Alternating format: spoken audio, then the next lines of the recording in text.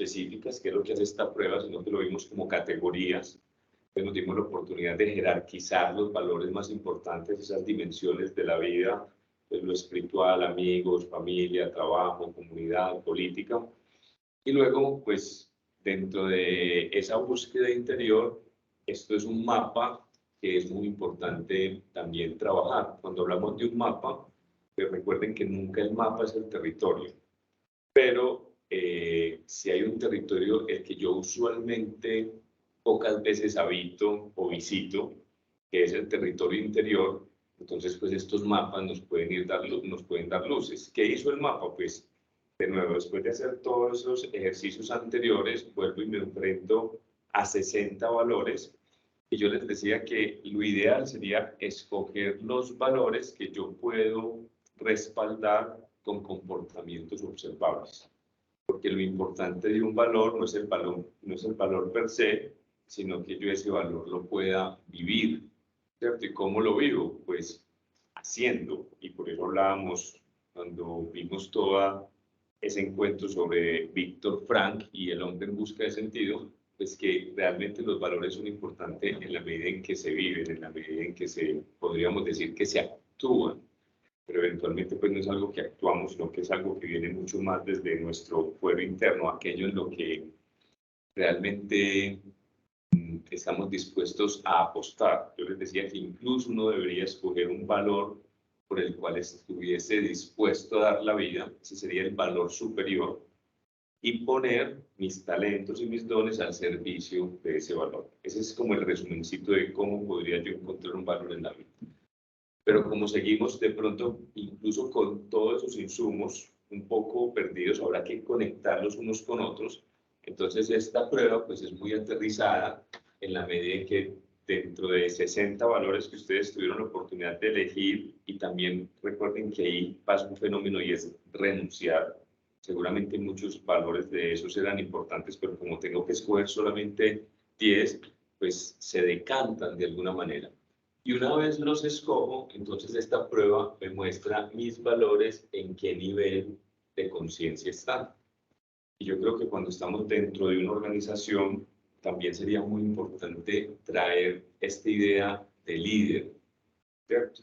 Y hoy, dentro de los diferentes liderazgos que se han visto a través del tiempo, hemos llegado, o el líder que está más de moda es un líder consciente. Y cuando hablamos de un líder consciente, pues tiene unas características particulares, pero una de ellas del líder consciente es el autoconocimiento, ¿cierto? La capacidad de liderarse a sí mismo. Y para liderarnos a nosotros mismos, pues necesitamos desarrollar una maestría, y dentro de esa maestría, pues lo que le ha dado nombre a todo este proceso, que ya estamos llegando pues a los últimos encuentros que van a ser este mes, que es la maestría emocional, ¿cierto? ¿Por qué? Porque es que las emociones dictan mi comportamiento. Entonces, dentro de todo este, ¿cómo lo podríamos denominar? Donde hay todo este cúmulo de información. Hola, ¿cómo estás? Bienvenida, no te preocupes. Donde tenemos todo este cúmulo de información, pues empezar a poner piecitas del rompecabezas, empezarlas a unir unas con otras de forma tal que me dé una imagen más global. Yo creo que esto es importante, porque miren, nosotros usualmente nuestro comportamiento cuando estamos en los primeros niveles de conciencia, más que fomentado por valores, está fomentado por creencias. Entonces tenemos una cantidad de creencias que, según ellas, pues nos comportamos de una manera o nos comportamos de otras. Tenemos unos mecanismos evolutivos, como las emociones, que también dictan mi comportamiento. Cuando estamos hablando de creencias, estamos hablando de pensamientos. Cuando estamos hablando de emociones, estamos hablando también de esa sensación en el cuerpo, que a veces es agradable, que a veces es desagradable, que a veces no hay sensación, que no haya no significa que no exista, sino que yo no logro ser consciente de ella, y así me voy moviendo por el mundo, muy desde las creencias o muy desde las emociones. Pero hemos visto que aquí hay, yo les decía, pues un punto de transformación en donde empieza a despertarse lo que llamamos conciencia o conciencia testigo. Y en la medida en que yo elevo mi nivel de conciencia, pues apunto a unos niveles superiores de conciencia, abandono el interés propio, en esta transformación abrazo el interés común, abandono un poco el miedo y la carencia y me meto aquí en temas de abundancia y de amor incondicional. Por eso miren pues que aquí hay una cantidad de virtudes, por así decirlo, que son esos valores. Pero después de haber hecho este ejercicio, la pregunta mía, no me está pasando eso, espérate, que creo que soy yo. Ahí sí. Entonces, la pregunta que yo quiero que se hagan es ustedes más o menos en una foto más general, ¿dónde quedaron con más valores o con más bolitas? ¿En el interés propio? ¿Quedaron con más bolitas en el interés común? ¿O quedaron bolitas en todos los niveles de conciencia? Que ese sería pues un escenario ideal, ¿cierto? Ser full spectrum. Y seguramente tienen dudas cuando no hay bolitas en alguno de los niveles de conciencia y seguramente se podrán preguntar eso qué significa. Les vuelvo y les doy dos posibilidades que son reales. Uno, que yo no haya escogido ningún valor, por ejemplo, en el nivel 1, puede ser que son temas que yo ya tengo chuleados, superados, la supervivencia. Entonces, como los tengo superados, pues no son tan importantes para mí y dentro de toda la batería no escogí valores asociados a eso. Pero también puede ser que al contrario es algo que no está bajo mi conciencia, que carezco de los elementos de estabilidad financiera, de salud, de disciplina, y le estoy dando más importancia a otras cosas y no le estoy dando importancia a eso. Entonces, me pone la lupa en este nivel para saber si carezco de ello o ya lo tengo chuleado. Cada quien tendrá que pasar eso por su propio sedazo, ¿cierto? Y lo mismo en cada uno de estos niveles. No sé si los que están aquí presentes tienen alguna duda o los que están virtuales quisieran preguntar algo. Porque si hay preguntas, muy bienvenidas. Y si no hay preguntas, pues yo les voy a mostrar algunos arquetipos de liderazgo asociados a estos niveles de conciencia, de forma tal que si, por ejemplo, yo tengo muchas bolitas en un nivel, quizás ese es el nivel más significativo mío, nivel de conciencia, y lo vamos a contrastar un poco cómo eso se ve de cara a diferentes arquetipos, porque todos son importantes, ¿cierto? Digamos que cuando esto lo llevamos ya no a un nivel personal, sino a un nivel colectivo, pues es muy importante que haya personas dentro de la organización asociadas a este nivel de conciencia, este segundo, este tercero, y eso tiene que ver con el liderazgo, porque, como les decía, pues en un principio, así yo no tenga personas a mi cargo, pues yo influyo o inspiro a otra cantidad de personas desde mi comportamiento y desde mis actitudes. Entonces uno podría pasar que no se considere líder o no tenga un puesto de liderazgo dentro de una organización y lo sea, ¿cierto? De nuevo, pasan cosas que no están bajo nuestro nivel de conciencia. Entonces, con este mapa y con lo que les voy a contar, posiblemente se puedan ustedes ubicar o ubicar a las personas con las cuales trabajan dentro de estas diferentes posibilidades de liderar, ¿cierto? Que tienen que ver con estos valores o con estos niveles de conciencia. ¿Alguna pregunta? ¿Hay alguna pregunta por allá, Vane? Ustedes sí llenaron la prueba y les generó, no la llenaron, no importa. Las invito a que la llenen con esto que van a ver, ¿cierto? Porque, de nuevo, esto me arroja luces en términos de autoconocimiento. ¿Dónde están las cosas que son importantes para mí y en qué nivel de conciencia me encuentro? Si ustedes les cogen por la calle y les preguntan en qué nivel de conciencia se encuentran, creo que uno se encarta un poquito con la pregunta. ¿Listo? De hecho, insisto que esto se puede ver desde muchos lugares. Quizás de pronto les voy a hablar de dos niveles de conciencia antes de continuar, que al menos aspiro que se estén dando cuenta que están transitando hasta este segundo nivel de conciencia. El primer nivel de conciencia donde se encuentra toda la humanidad es un nivel de conciencia donde, especialmente en Occidente, pero el mundo entero se occidentalizó, ese primer nivel de conciencia donde se encuentra toda la humanidad es una sobreidentificación total con el pensamiento. O sea, lo podríamos nombrar como yo pienso. Y después de todo este proceso de esta maestría, yo espero que ustedes hayan podido entender que, pues, La mente hace parte de mí, lo hemos hablado mucho, pero hay algo dentro de mí que es capaz de observar la mente. Eso podríamos hablar lo que es un segundo nivel de conciencia. ¿Cuál es la utilidad y la importancia de ese nivel de conciencia? Si lo han venido considerando a nivel racional, pero mucho mejor si lo han venido explorando a nivel experiencial. Y es, cuando yo logro distanciarme de mi propia mente, rompo la esclavitud con la mente. Volvemos a que la mente tiene el poder de dictar nuestro comportamiento y la mente tiene la capacidad de convertir los pensamientos en emoción. Entonces somos sentipensantes. Eso sería una gran liberación, ¿cierto? Romper la esclavitud con nuestra propia mente, con nuestras creencias. Y yo les decía mucho en esta maestría emocional, cuando dejamos de clasificar las emociones como buenas y como malas, y empezamos a verlas en términos de su funcionalidad y a relacionarnos con ella de una manera muy curiosa, dándoles la bienvenida, amistándolas y abrazándolas, es donde aparece esta maestría personal o emocional, como la quieran llamar. Pero también me va a servir mucho, y aquí voy a entrar en materia si no hay preguntas. ¿Será que es que está sin baterías? Yo lo pongo acá. Entonces,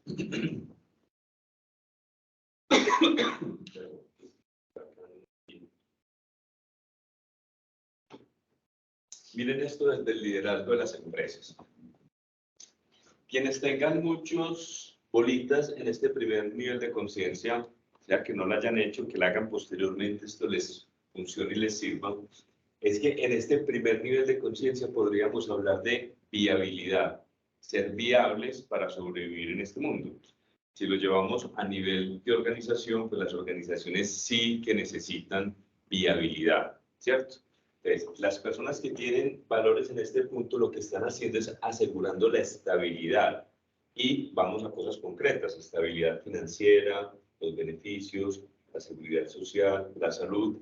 Y yo sé que hay estructuras dentro de la organización dedicadas a esto.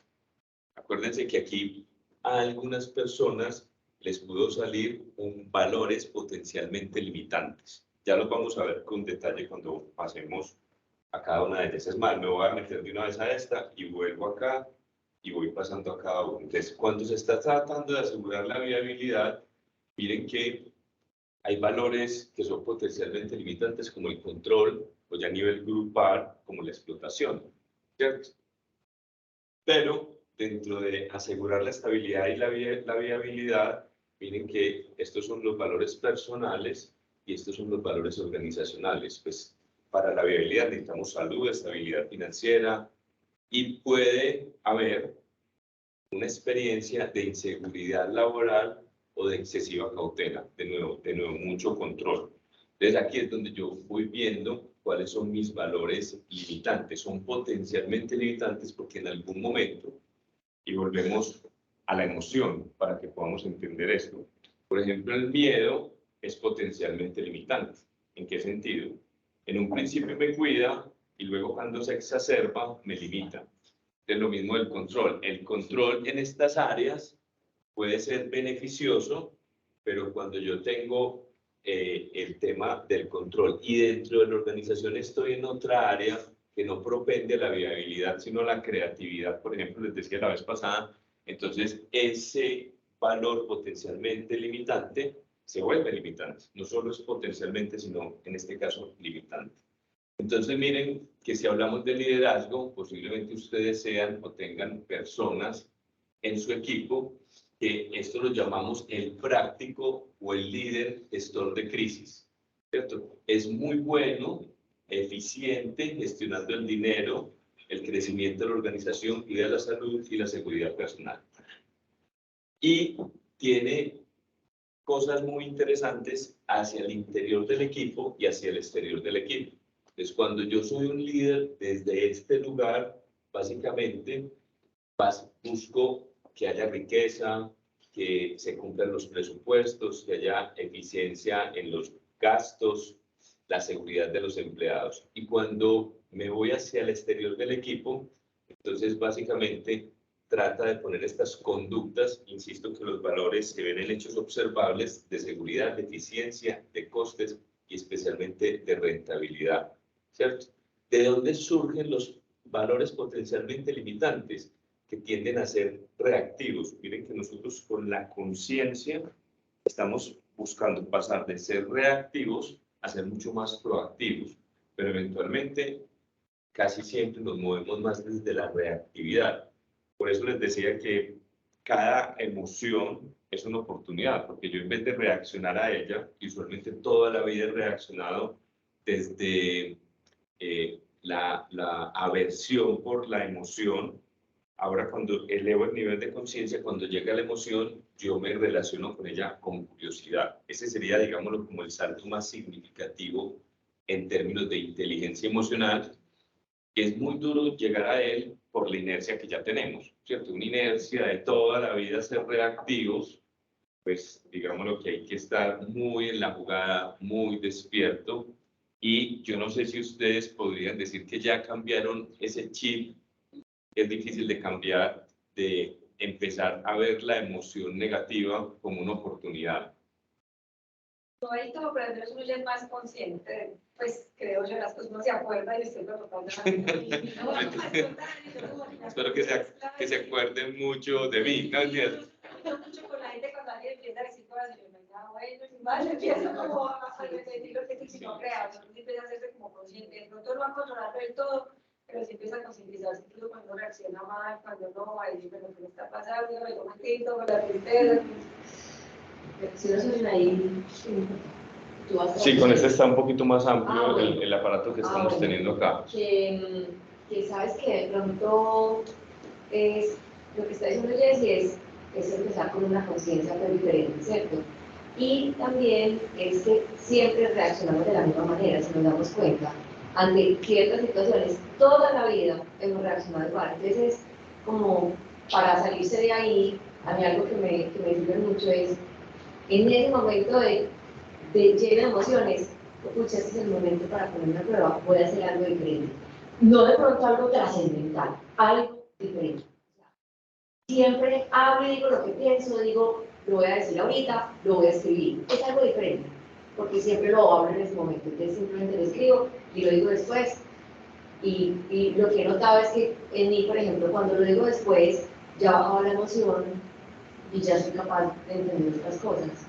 Entonces, a veces los retos no es hacer algo demasiado grande, sino ir paso a paso con cosas muy pequeñas y se van viendo los cambios. Y es que mira que utilizas la última palabra que pones sobre la mesa, es cambio, transformación. Entonces, volvemos a esta idea. Yo no puedo esperar un resultado diferente haciendo siempre lo mismo.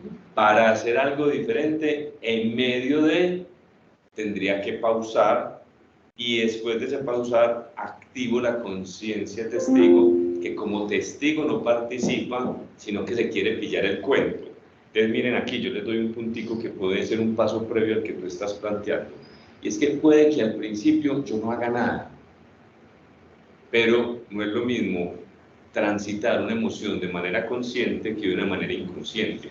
Yo incluso le apostaría a verme con mucha conciencia haciendo siempre lo mismo, la misma pendejada. Entonces, digamos que si yo me pillo que hago lo mismo una vez y me lo pillo 2 veces, miren que es que aquí ni siquiera me tengo que proponer hacer un cambio, sino a pillármelo. Solamente me voy a pillar constantemente cómo actúo cuando me da rabia, cuáles son mis patrones cuando tengo tristeza, qué hago cuando tengo frustración. Entonces me lo pillo una vez, me lo pillo 2 veces, me lo pillo 3 veces. A la tercera y cuarta es inevitable casi decidir como con cierta buena gana hacer algo diferente. Ya no es desde el esfuerzo, sino desde la comprensión. Yo les decía, el verdadero cambio no se da desde el esfuerzo, se da desde la comprensión. Pero se vale en un principio incluso todavía ni siquiera hacer nada, sino pillármelo y pillármelo y pillármelo. Pero también se vale, por supuesto, en el ensayo y el error, apostarle a algo diferente en ese momento. Entonces es lo que hemos nombrado mucho. Hacer pausas, parar, aprender a parar. En medio del paro, una pausa, traigo más conciencia. La conciencia, recuerde mucho, esa atención. Ahorita voy a hacer un ejercicio que es, se lo puedo poner así, muy pendejo, pero me he dado cuenta que incluso después de explicar esto 1 y 1000 veces, el ejercicio que vamos a hacer ahorita puede ser orientador, ¿cierto? Como porque nos estamos metiendo con cosas que son muy sutiles. Las emociones son muy sutiles, o sea, tan sutiles y vivimos tanto de ellas que uno no las ve venir. Uno simplemente se monta en el bus de la rabia, después se monta en el de la tristeza, y después llega a cierto lugar y no sabe ni siquiera cómo llegó, ¿cierto? En cuál de esas emociones transitó. Entonces, por eso también es importante estos mapas, porque recuerden que aquí, en este primer nivel de conciencia, hay valores, hay necesidades, y recuerden el vínculo entre la emoción y la necesidad. O sea, esa es una cosa que ustedes no deberían perder. Además, me gustaría ponérselas a repetir, pero sé que no me la van a repetir, se las voy a repetir yo. ¿Se acuerdan el verdadero origen de las emociones? Y de entrada les descarto, no es el otro el origen de mi emoción, pero siempre lo pienso así. A mí la necesidad, pero hay otros dos elementos. La necesidad insatisfecha me genera emociones negativas y las necesidades satisfechas me generan emociones positivas. Si eso ustedes ya lo entendieron, pueden reconciliar el hecho de que no van a dejar de tener emociones, ni de las unas ni de las otras, porque hemos visto que las necesidades se satisfacen y se insatisfacen muy rápidamente. Pero hay otros dos elementos muy importantes que son el origen de la emoción. ¿Alguien lo recuerda? Además de las necesidades. No. Las expectativas. Yo siempre tengo expectativas hacia el futuro, entonces no veo las cosas como son, sino que le pongo filtros de que las cosas deberían de ser de tal manera. Entonces, cuando las cosas no son como yo lo esperaba, entonces también surge la emoción. Y falta un elemento que espero que se acuerden de él cuando hagan esta pausa en el camino y quieran trabajar con su emoción, que lo llamamos necesidades, expectativas, y esto tiene que ver mucho con el personaje. ¿Quién es el personaje? ¿Cómo se llama el personaje? El ego. Entonces, el ego, adivinen qué hace el ego. ¿Cómo sé yo que me estoy moviendo desde el ego? El ego es el que se ofende. El ego se toma las cosas personalmente. Entonces vuelvo y hablo del otro. El otro hace, no me hace. Pero yo siempre pienso que el otro me está haciendo y que tiene la intención muchas veces de o molestarme o hacerme daño o perturbarme. Entonces, ojo aquí cuando hablamos de maestría emocional. Yo le doy el poder al otro sin mucha conciencia de perturbarme. Quien te enfada, te domina. Entonces, miren que aquí hay un peligro grande, y es caer en el importaculismo. Esto puede ser una mala interpretación de lo que estoy diciendo. Entonces, no significa que a mí no me importa o no me importe lo que el otro haga, diga, piense o siente. Claro que me importa, somos seres absolutamente sociales. Pero tengo la oportunidad, después de esta comprensión y de este entendimiento, darle el poder o no a las circunstancias y a las personas de perturbarme. ¿A ustedes no les parece muy interesante recuperar ese poder en particular? Pues ese es el de los superpoderes, el más, ¿cierto? El gran superpoder. Se llama, se les voy a poner el nombre y ahorita lo van a ver que está muy por acá. Se llama ecuanimidad, se llama serenidad ante la incertidumbre, serenidad ante... Y entonces miren que tiene que ver con una cosa muy simple, pero se lo recuerdo, que es la atención. Si la atención es conciencia, entonces ¿qué pasa? Yo le doy mucha energía a lo que el otro hizo o dejó de hacer, a lo que el otro opina o no opinó, entonces yo puedo, así como le doy importancia, quitarle importancia,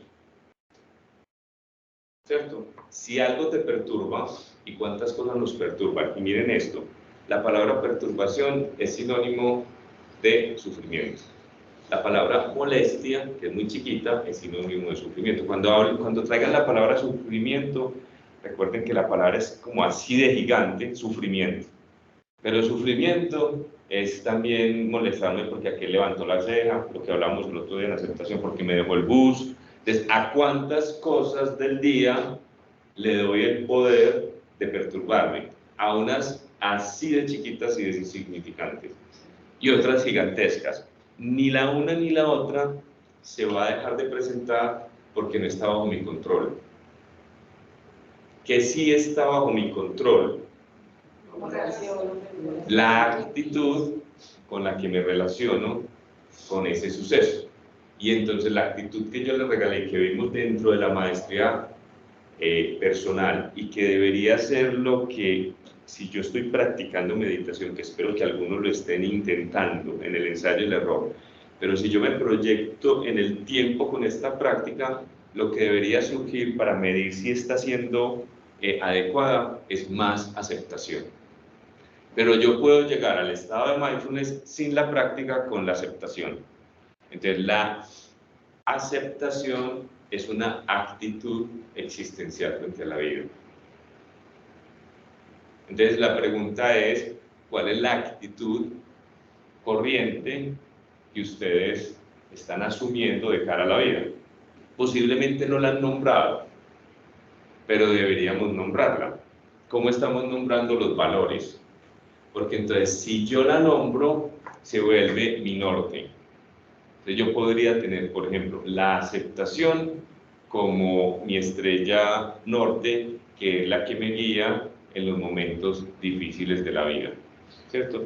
Y poner ciertos talentos que tengo al servicio de la aceptación, y eso me llevaría, insisto, a tener una experiencia que inspira a otros, ¿cierto? Y vuelvo y conecto con esto que parece que no tuviera mucha conexión.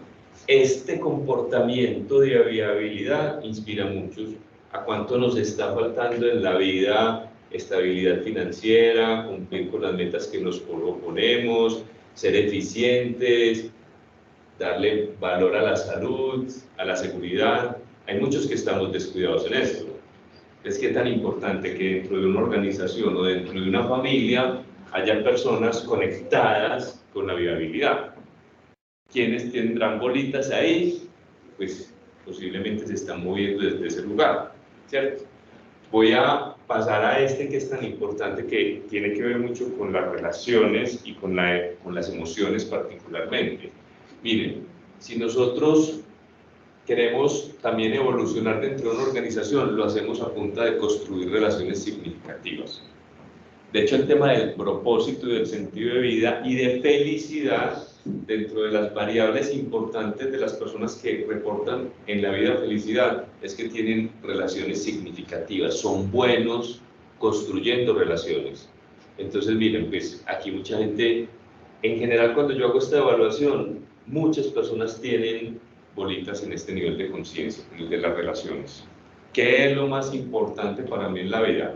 ¿Cuántos no seguramente pensaron en la familia? Los hijos, las parejas, ¿cierto? Todos estamos todavía muy metidos en este tema de relaciones.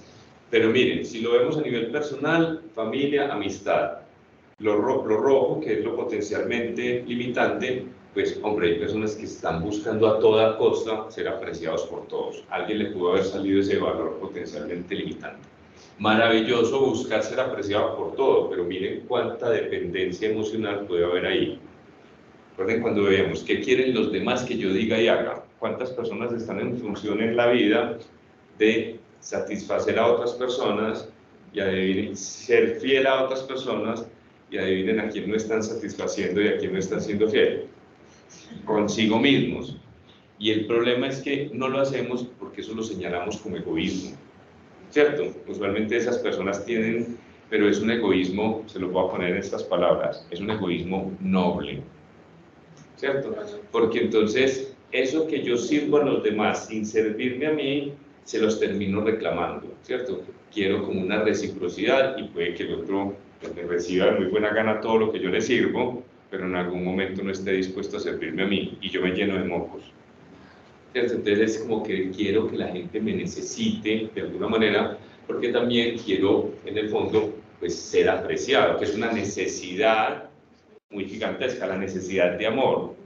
Pero miren, espero que recuerden, que hayan recordado esto. Una necesidad tiene miles de formas de ser satisfecha, pero nosotros convertimos una necesidad en un deseo en específico.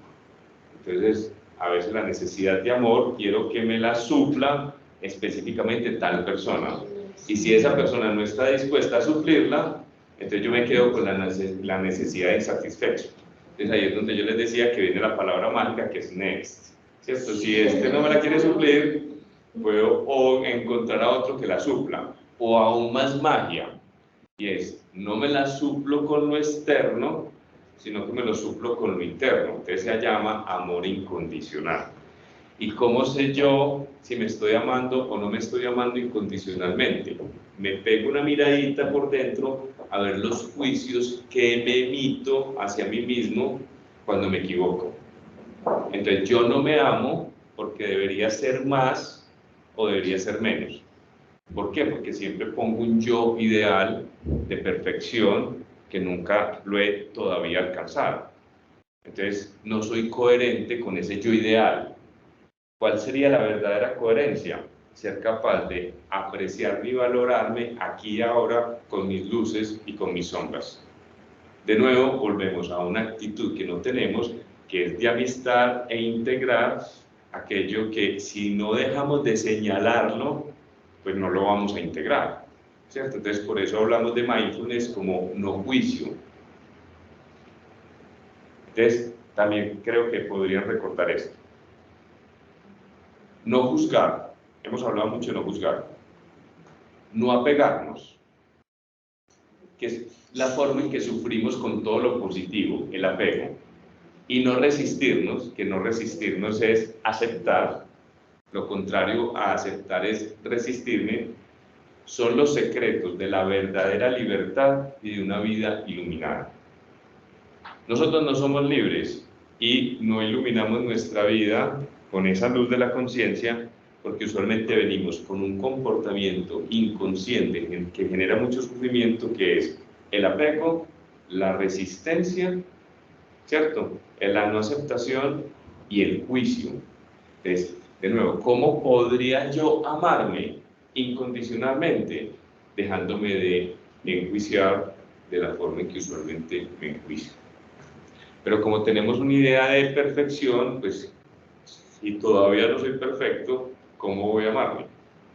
Y no se enjuicia muy fuerte, pues incluso más de lo que te pueden enjuiciar a los demás, uno mismo se cuida súper bien. Entonces, miren, les recuerdo una práctica que hemos hecho, y es la práctica de observar mi mente. Al observar mi mente me pillo mis patrones y mis juicios y mis temáticas, porque siempre hay una temática en la mente, siempre hay una forma de señalar aquello que está en la mente, que son los juicios, y tenemos muchos patrones y creencias limitantes del estilo, yo no sirvo para nada. Si yo no me lo pillo, pues lo seguiré haciendo de manera inconsciente. Entonces yo primero tendré que pillármelo. Una vez que me lo pillo, hicimos una práctica que es cambiar la voz autocrítica por una voz compasiva. Entonces, por ejemplo, miren lo que decía Pau ahorita. Si yo hago una pausa en medio de una emoción negativa, en vez de rechazarla con la intención de iluminarla, en esa autoobservación, o bien sea de la sensación en el cuerpo o de lo que estoy pensando, puedo bajar en el papel con blanco y negro la creencia limitante. Porque es que todos sospechamos que tenemos creencias limitantes, pero la pregunta es si ya sabemos cuál es la creencia limitante. O sea, aquí el asunto no es, yo les decía la vez pasada, que no es si tenemos o no tenemos complejos, es cuál complejo tenemos. Y no nos lo hemos pillado. El asunto no es si tenemos, hay gente que está en ese nivel, ¿cierto? Hay gente que se conoce tan poquito que, por ejemplo, puede pensar que no tiene complejos. ¿O no? Pues les aseguro que es muchísimas personas. Entonces a esa persona le digo, no es que no tengas complejos, es que hay que averiguar cuál complejo tiene, no es que no cabe ni siquiera la posibilidad de que no tengas complejos. No cabe la posibilidad de que tengas creencias limitantes. Ojo, y que las valores, porque cuando ustedes escogieron, por ejemplo, valores aquí, eran de nuevo, qué cosas son importantes para mí y las puedo respaldar con comportamientos observables. Entonces, el que escogió en este primer nivel, puedo hablar de él como control, es porque valora el control. O sea, se siente orgulloso del control, después de que yo me siento orgulloso de cosas que creo y que en realidad me limitan. Sí, estoy explicando esto como, Sí. o sea, me puedo sentir, bueno, voy a poner esto, es que es muy difícil hablar de esto, pero el perfeccionismo, ¿cierto? Hay personas que se sienten muy orgullosas de ser perfeccionistas, ¿cierto? Y todos amamos a los perfeccionistas porque nos son muy útiles, pero yo les decía el otro día, son personas que sufren mucho. ¿O no? ¿Ustedes creen que en esa búsqueda de la perfección no se sufre mucho? Lo cual no significa que no sea un valor. Yo puedo poner la perfección como algo que quiero buscar, pero si entiendo que es un valor y no una creencia, la creencia de debo ser perfecto y cada vez que no lo soy, entonces ¿qué hago? Me cueteo, me señalo, me indispongo conmigo mismo, entro en un conflicto conmigo mismo, es muy distinto a que yo pueda tener el valor de la perfección como valor y sé que lo busco pero nunca lo alcanzo. Es que casi que lo que es valor y la luz y lo que la gente admira mucho de ti y lo que hace que seas más exitoso, esa misma carga tiene de sombra.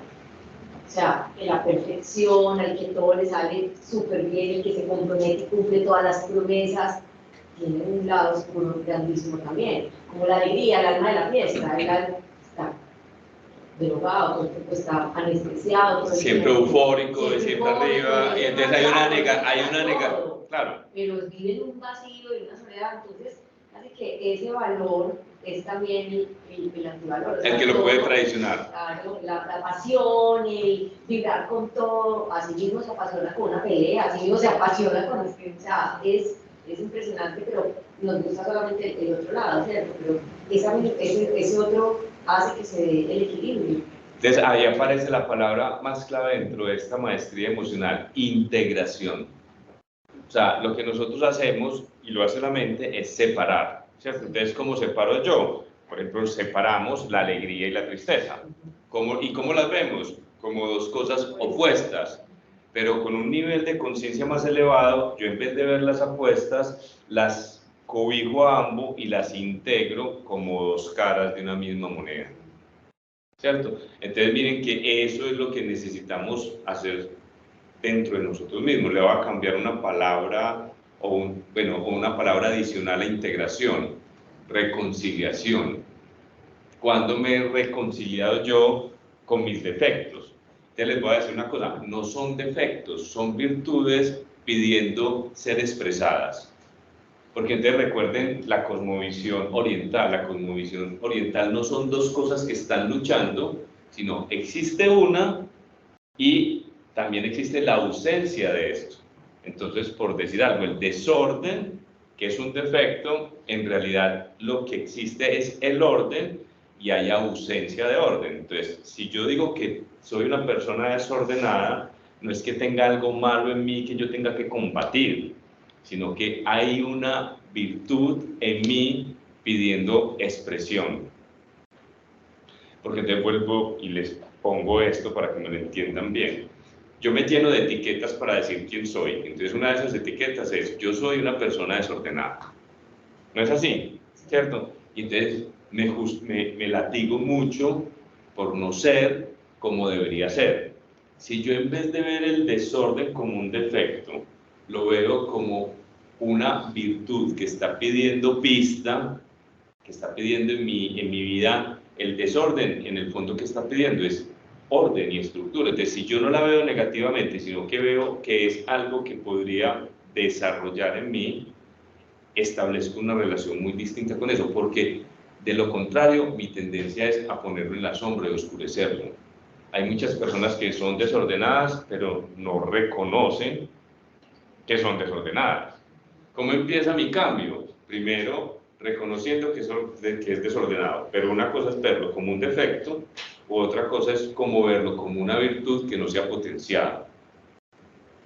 De nuevo, yo en vez de ver que hay maldad en mí, yo les decía, reconozco que es ausencia de bondad. Entonces le empiezo a quitar el peso que usualmente genera el conflicto. Porque yo les decía, ¿cuándo se va a solucionar este conflicto entre el bien y el mal?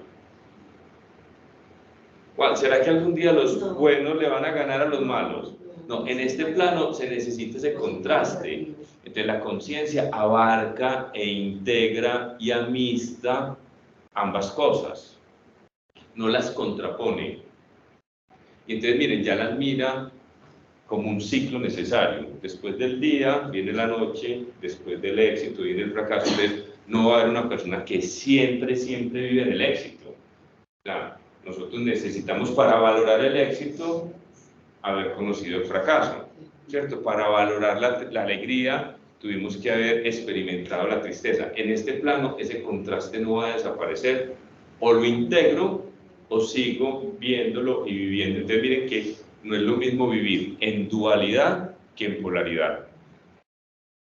En dualidad hay un conflicto constante. Yo soy de los buenos y hay unos aspectos en mí es malo que tengo que juzgar, que tengo que señalar, que tengo que transformar con fuerza, con mucha lucha y me atrevería a decir que con mucho sufrimiento. Esa es la dualidad.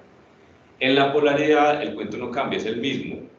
Pero ¿qué estoy sintiendo y pensando aquí? Que ambas cosas son necesarias. Que es necesario el orden, pero también es necesario de alguna manera el desorden. ¿Le ven algún valor al desorden? ¿Alguien de aquí le ve valor al desorden? Yo ya lo he puesto como ejemplo. La creatividad. Porque entonces en una cosa ordenada, o sea, no mezclo cosas, no le doy chance a que, pues, cuántas de las cosas más creativas en realidad fueron errores. Es un nuevo orden. Ustedes saben que este cuento de los post-it fue un error que se cometió. Sí, estaban haciendo una mezcla para pegar y salió pésima, la peor del mundo, pero lo suficiente para pegar un papelito y despegarlo, y de ahí surgió ese producto. Los quesos y un malo resultado. Los quesos madurados fueron también, se pudieron, un error. Pero entonces, para ver eso ahí, yo tengo que reconciliar todas esas cosas que eventualmente he señalado como malas. Por eso yo les he dicho, yo puedo evolucionar de un juicio moral a un juicio de valor. Se los explico la otra vez. Eventualmente al principio nos educan y nos criamos dentro de la estructura del bien y el mal, que es muy útil para dar orden. La ley, ¿cierto? Las sociedades necesitan establecer lo que es bueno y lo que es malo, que miren que también lo hemos considerado que es relativo. En unos lugares algo que es malo, en otros es bueno, ¿cierto? Yo ya les he puesto, en algunos lugares que es muy bueno tener 7 esposas, y aquí es muy malo. O 7 maridos, ¿cierto? Es como Doña Flor y sus 3 maridos. Entonces es muy relativo, ¿listo? Pero sirve para darle orden a esa estructura. Pero posteriormente, que es donde queremos llegar, elevamos el nivel de conciencia, entonces llegamos a esta conclusión. No hay cosas ni buenas ni malas, sino hechos o situaciones con conciencia o sin conciencia. Elevamos el nivel de conciencia. Entonces, de nuevo, cuando salgo de la dualidad a la polaridad, no es que un polo sea bueno y otro polo sea malo, es que son positivos y negativos, ambos necesarios, y yo los integro y los reconcilio. Entonces, eso me podría llevar a una paz y a una serenidad que no tiene un opuesto que la cuestione, porque está por encima de los opuestos. Sí es entendible eso. O sea, mi paz no depende de que las cosas salgan de una manera u otra. Mi paz es la actitud que yo le ofrezco y es una conquista y es algo que surge no solamente como una reactividad a algo, sino que se vuelve una paz muy proactiva. O sea, estoy en paz a pesar de que no soy perfecto. Estoy en paz a pesar de que las cosas no salieron como yo quería que saliesen. ¿Cierto? Estoy en paz porque, y esto sería muy importante, porque lo dejé todo en la cancha, di lo máximo de mí, pero hay una cantidad de cosas y de variables que yo no controlo y a veces los resultados no tienen que ser como yo quiero que sean. Entonces, eso surge algo muy bonito que se llama la adaptabilidad. ¿Cierto? La persona que más se adapta es el que menos sufre. Y no es debilidad, al contrario, es un poder muy interesante. Y miren que tiene que ver con la emoción, en el sentido de que el elemento que asociamos a la emoción es el agua.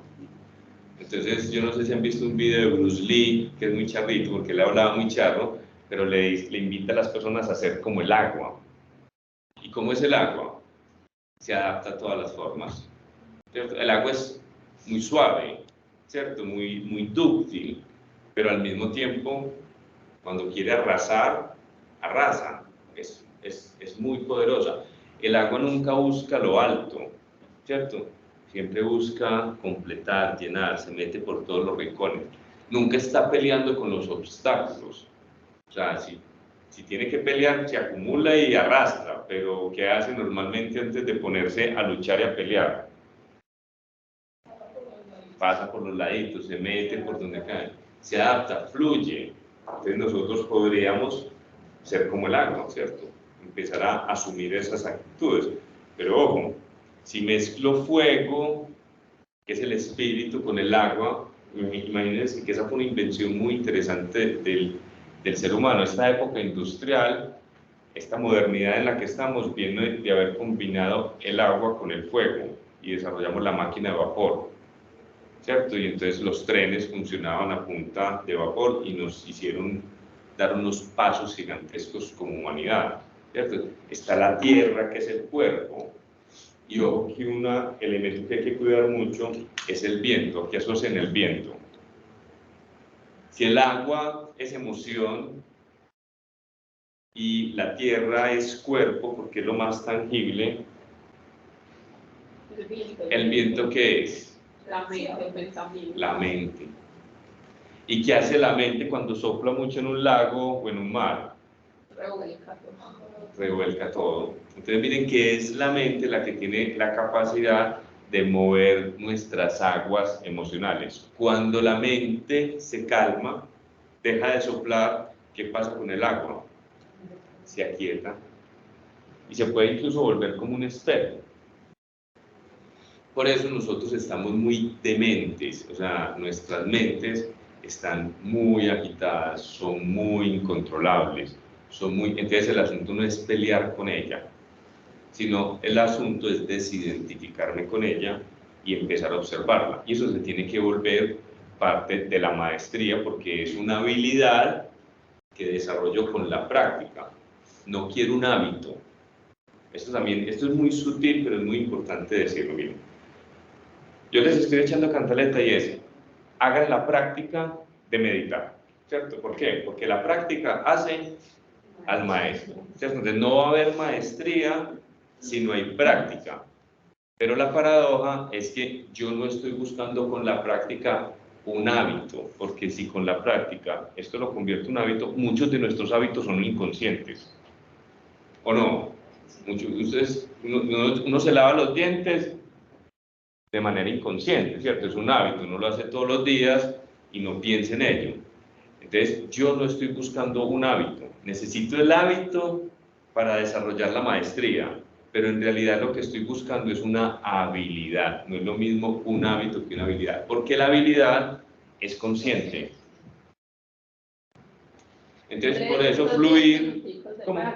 Estos 2 minuticos de práctica, sí, me lo dejaron faltar. Vamos a meditar el lunes, ¿cierto? Sí, vamos a meditar hoy ya. ¿Tenemos cuánto? 10 minuticos. Entonces, bueno, yo aquí les estoy, vamos a ir con esto, pues no con mucha calma, pero sí quiero cubrírselos, porque quiero que asocien esto al tema de liderazgo. Y estamos hablando de un liderazgo consciente, ¿cierto? Y la conciencia no es algo por allá esotérico, es muy relacionada con la atención, es algo que movemos a voluntad, que también se mueve involuntariamente, y esta es la práctica que voy a hacer hoy. Entonces le damos a eso pues, en el próximo encuentro continuidad.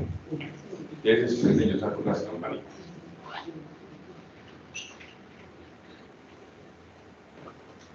Entonces, miren, antes de sonar las campanitas, como estamos hablando de sutilezas, ¿ustedes creen que podrían sentir y tocar algo que no es sólido? ¿Lo ven posible? ¿Qué puedo tocar? ¿Y el viento no es sólido? Pero es muy bonito porque uno no lo siente porque hay muy poco, pero cuando sopla pues nos tumba. Entonces lo que pasa es que es muy, pero es buen ejemplo porque es muy sutil pero está ahí, ¿cierto? Entonces las voy a llevar a que toquen y sientan algo que no es sólido y que es muy energético. Pero antes de llegar ahí, entonces volvemos, esto es lo que yo les digo, que es una pendejada, que es una bobada, pero que es muy entendible. Van a coger su mano y la van a poner en la frente. La sienten, ¿cierto? Listo. Van a poner su mano y la van a poner en el corazón. La sienten, muy claro, ¿cierto? Van a poner su mano y la van a poner en el abdomen, ¿cierto? Y van a poner sus manos y las van a poner en las rodillas. Lo sienten, ¿listo? Esos movimientos que acabamos de hacer también los podemos hacer con la tensión. Y así como sintieron las manos, van a ver que sienten con la tensión otra vez en esos lugares. Miren que se va a volver mucho más sutil porque la mano está llena de terminaciones nerviosas, entonces es muy fácil sentirla. Pero lo que quiero mostrar aquí es que así como voluntariamente muevo la mano y siento, dependiendo de donde ponga la mano, yo también muevo mi atención y siento dependiendo de dónde está mi atención. Y ahí viene la actitud. Usualmente donde está mi atención, después de la atención pura, viene una actitud de rechazo o de apego. Yo simple y llanamente la idea sería llevar mi atención ahí sin juzgar, sin rechazar, sin apegarme. No juzgar, no resistirme y no apegarme son los secretos de una verdadera libertad y una vida iluminada. Les propongo el tema de la libertad. La libertad es, cuando me duele, usualmente tiendo a moverme. ¿Por qué te duele?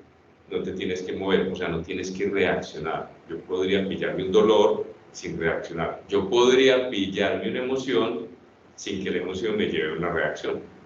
Entonces, pero vamos a trabajar con lo más básico, que es el cuerpo. ¿Listo? Entonces, primero van a anclar su atención al sonido de la campana. Listo.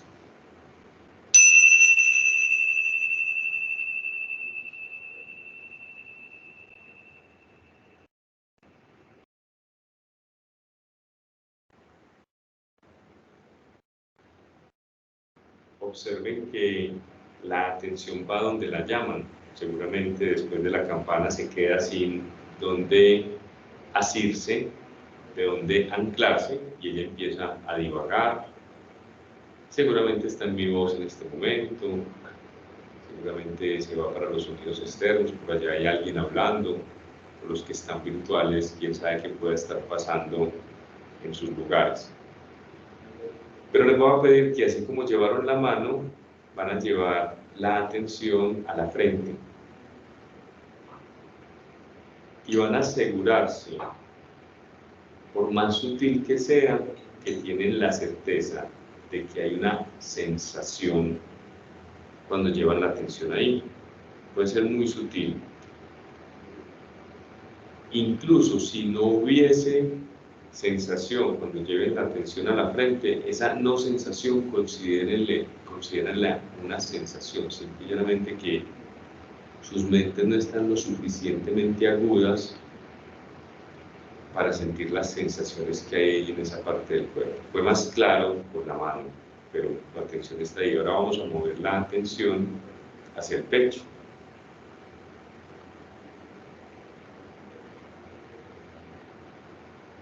Y si inhalan fuerte, deliberado, posiblemente aparezca la sensación de cómo el pecho se eleva y se hunde. Esto es meditación, en el sentido de que tengo mente y cuerpo conectados a través de la sensación. El cuerpo siempre está en el eterno presente. Y en el presente cabe el dolor, cabe la sensación, pero no el sufrimiento, en la medida en que acepte cualquier cosa que esté sucediendo aquí y ahora. Recuerden el mantra, todo es perfecto tal y como es. Yo podría estar en medio de una emoción negativa, de rabia, de tristeza, entrar en contacto con ella a través del cuerpo, con una actitud de curiosidad, qué interesante, y decirme, todo es perfecto tal y como es, incluso en medio de esta rabia. Le voy a permitir ser, le voy a permitir que me atraviese, puede que no la tenga en este instante, pero estoy seguro de que la voy a tener. Así que voy a ver todas y cada una de mis emociones como una oportunidad de ofrecerle mi conciencia, mi luz, para verla crecer o disminuir. Recuerden que la emoción tiene una intensidad. Puede estar creciendo, puede estar disminuyendo, pero es muy raro que se queden quietas por mucho tiempo. Su naturaleza es aparecer y desaparecer. Vamos a llevar la atención al abdomen.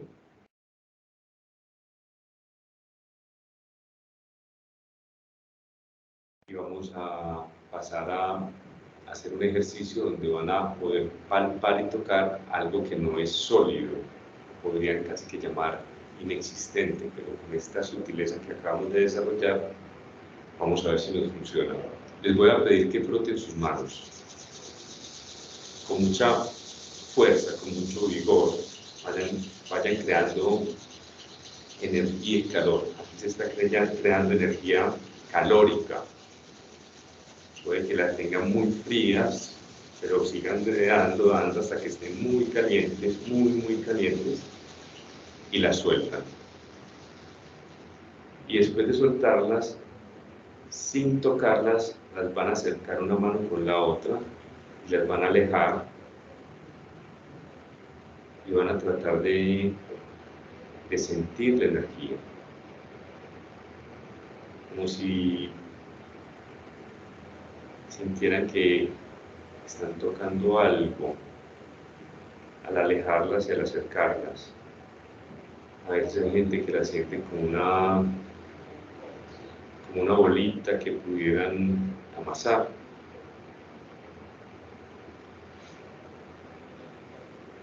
Como es de tangible lo intangible, lo sutil de la energía, lo sutil de una emoción, pero que a veces me lleva a tomar decisiones, a gritar, a veces a no querer vivir, a veces me invita a hacerle daño a otro. Y es muy sutil, así como seguramente lo pudieron haber sentido, lo pueden estar perdiendo. Y va disminuyendo esa energía, ya quizás no es tan tangible. Pero recuerden que nada se crea ni se destruye, solo se transforma. Así que le podemos dar la bienvenida a todo, incluso a la muerte, a la emoción negativa, al reto, a la dificultad. Ya asume una actitud mucho más elevada y mucho más sabia, y es una aceptación profunda a la vida tal y como es. Y esto me lleva a la serenidad, a la ecuanimidad, que puede ser una conquista en este instante. Espero que haya sido útil para cualquier persona que hoy haya estado pasando por un reto o por una dificultad. Abrirle las puertas de esta casa de huéspedes a todo lo que existe como parte de la bendición que es la vida. Vamos a cerrar con el sonido de la cámara.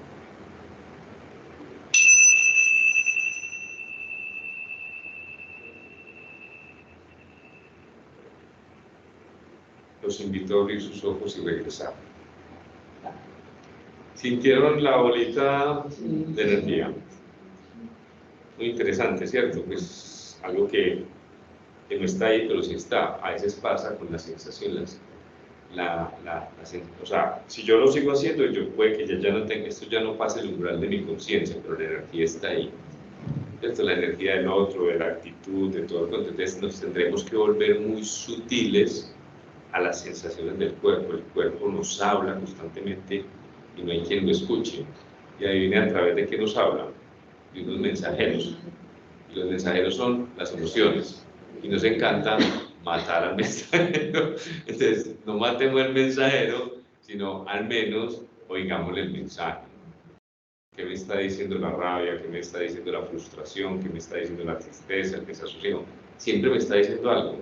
Y usualmente es póngale atención a algo que usted no lo está viendo, que usted lo está, ojo, ignorando. Recuerden que la ignorancia no es de no saber, la ignorancia es de algo que es muy evidente y le hago el juego constantemente. Entonces, la idea sería no seguirnos quitando las emociones a punto de negarlas, a punto de escapar, a punto de juzgarlas, a punto de resistirme, o en las positivas de apegarme. Si hago eso, y lo pueden hacer hoy, están en el camino de la liberación emocional, que somos esclavos de nuestras emociones. ¿Válido? Sí. Terminamos esto dentro de 8 días y les voy a entregar. Entonces, miren, les voy a adelantar algo, y es otro mapa que es muy bonito, más personal. Este es un mapa muy corporativo, pero les voy a enviar un mapa súper valioso que se llama Los miedos inconscientes en las diferentes etapas de la vida. Son 3 hojitas, léanlo, porque nos vamos a dedicar una sesioncita a eso. Y les voy a hacer otras 4 preguntas que quiero que me traigan en blanco y negro. No las van a compartir con nadie, pero entonces en el chat les entrego los miedos inconscientes y les hago las 4 preguntas para estas sesiones que nos faltan. ¿Listo? Muchas gracias. Muy bien.